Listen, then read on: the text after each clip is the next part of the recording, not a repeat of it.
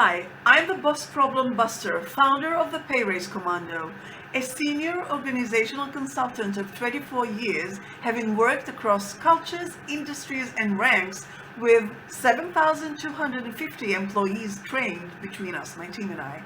I'm also a social psychologist with a master's and a bachelor's degrees, both with honors. My team and I train passed over corporate professionals like you to get that pay raise and promotion you're overdue for so that you can finally kill your Monday blues before you sink further and bring your inner joy back, which is the best part of my job and the goal of this channel. Now, back to the salt mines. Understand your boss's psychology and how it can work to your advantage. Now, if you're like most employees, you tend to forget that your boss is not as omnipotent as he seems to be. This might seem confusing or oxymoronic, but it's not. Two things can be true at the same time. Your boss did indeed have the power to decide against you regarding that promotion and or pay raise. So in that respect, he was all powerful, but he himself is constantly subject to a complex matrix of interpersonal and political dynamics, both within his department and outside of it with peers and superiors. A crucial part of this matrix is the immense psychological power that a problematic or a rogue or a harder to control employee have over him, as they do any boss. Simply put, the more rogue an employee is, the more the boss is willing to do to appease that employee, just so that he himself can have some peace and quiet. Most bosses, especially mid-management, for sure lower management, but you would be surprised how often this is true for top management as well. Anyway, the point is, most of them would be willing to put up with a lot, and I mean a lot, just to avoid confrontation of any sort. Now, management is akin to parenthood with all the obvious differences, and your boss's dread of you, after having passed you over, is very much akin to parents' reaction to unruly children. Think of a family where one kid is a good boy and the other is a bad boy. The parents' energy, focus, and intent will naturally be directed towards dealing with a bad boy, with the result of neglecting the good boy.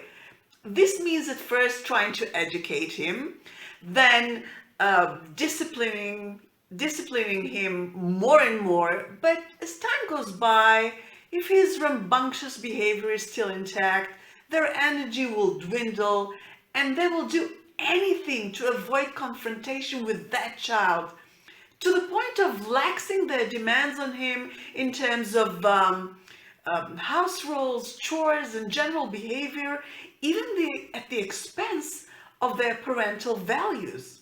So, for example, their parental educational value may be, in terms of behavior, to insist the boy addresses adults politely, both at home and at school, which is a great educational value to show respect. But in practice, they would look the other way when the bad boy is being disrespectful to them or to uncles and aunts and teachers, just out of exhaustion and fear of turning yet another mundane situation into a full-blown tantrum. And anybody who's ever dealt with kids knows exactly what I'm talking about. So now the whole family dynamics is flipped, a complete 180. Not only is the bad boy catered to and constantly appeased by his parents, but also the good boy is getting all the discipline. Furthermore, the parents' nerves are so frayed at this point that the good boy is being disciplined for every minor infringement that would have otherwise gone either not noticed or noticed but not retaliated. So the good boy is being disciplined even if he doesn't deserve it, and when he does deserve it, to a harsher degree than his behavior warrants. It's all topsy-turvy. Now, It may seem that we've digressed there, but no. Let me assure you, this is right on topic, because this is the professional and the political and personal and psychological context your boss is functioning in. And if you want to get ahead in an office that he's running, you need to understand it thoroughly. So in this family analogy, the parents are obviously the boss, but you might be wondering which of the kids you are. Are you the bad boy or the good boy?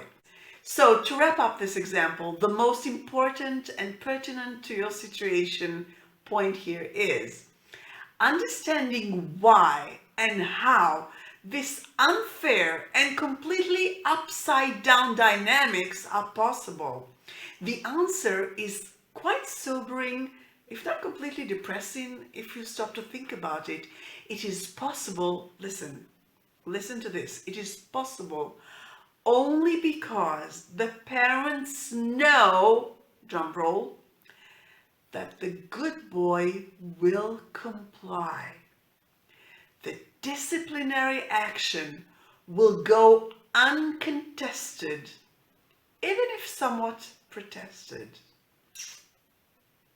In other words, the good boy gets the shorter end of the stick just because his parents do not fear a retaliation from him.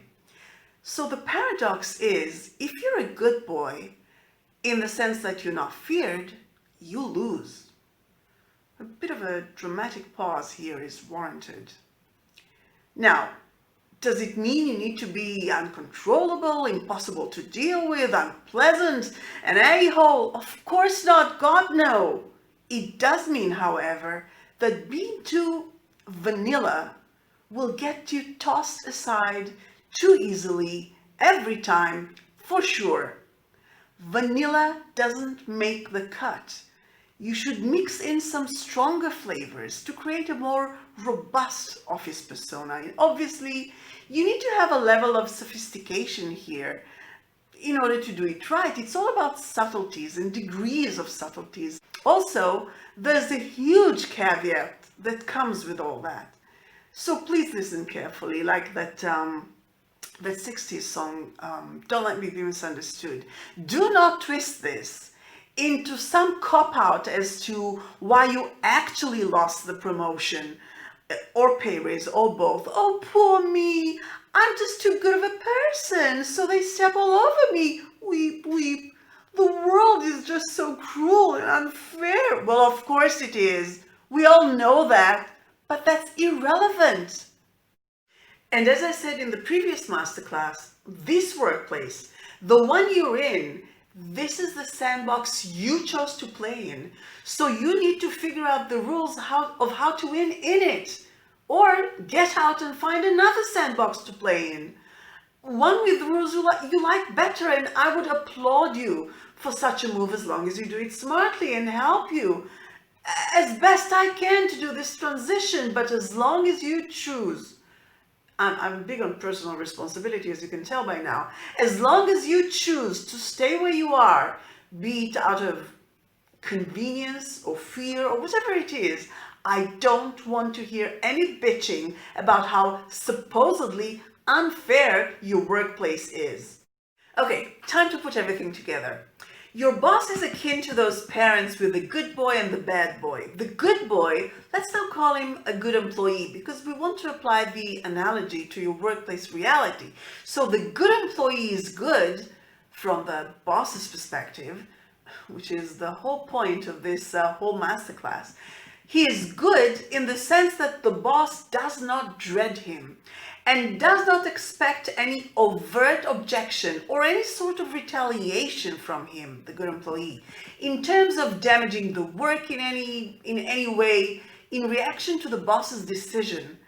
And that lack of dread is true even when the boss's decision is to pass over said good employee for a promotion or a pay raise or both. The flip side is that the boss does dread the bad boy. Let's now call him a bad employee. He dreads him in regards to any possible reaction to every move the boss makes as his boss? Will there be a tantrum?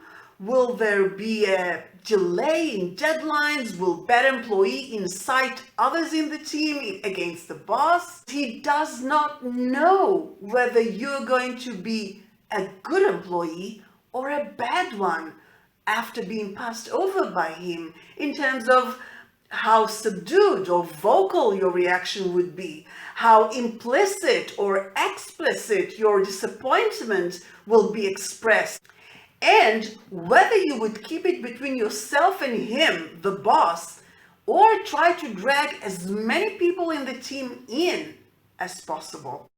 And because he does not know which of those scenarios you're going to play out, he dreads you and has anxiety of you not being promoted by him, just like you do, maybe even more. If you'd like the full transcript of this video and all the videos on this channel, see the link in the description. It's on our website, bossproblembuster.com, because it's too long to paste here, so not a trick to get you there. But if you do hop over, you'll find many practical reads and a forum where you can discreetly and anonymously ask us anything in regards to landing that promotion and pay raise, to which we reply very quickly. Each video drops inconvenient truth bombs on you, right, left, and center, all very direct, pragmatic, and very much non-PC. No fluff, no bullshit.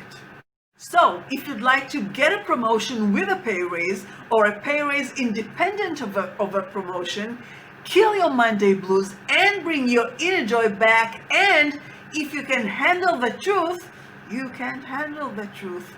I'm channeling Jack Nicholson. Then subscribe, give this video a thumbs up, and hit the notification bell so that we can meet again.